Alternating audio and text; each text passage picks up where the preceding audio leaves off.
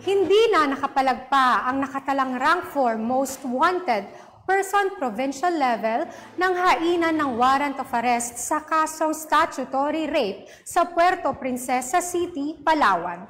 Nakibalita dyan si Patrolwoman Eloisa Berredo.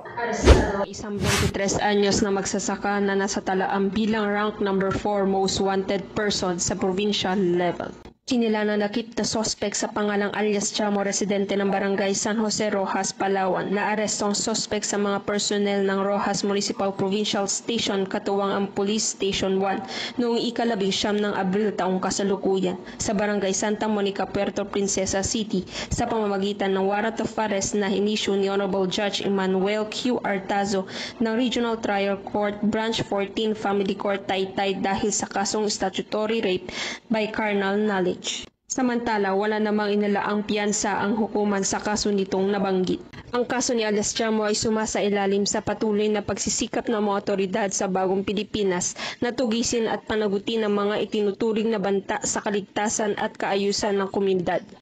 Ipinapakita rin ito ang kahalagaan ng mahigpit na pagpatupad ng batas at ang di matitinag na hangarin ng sistema ng hustisya na protektahan ng mga biktima ng pag-aabuso lalo sa mga kasong panggagahasa na kailangang bigyan ng seryosong atensyon at karampatang aksyon. Mula dito sa Calapan City, Oriental Mindoro, ako ang iyong PNN correspondent, Patrolwoman Eloisa Joy V. Berredo, alagad ng batas, tagataguyod ng Balitang Pulis.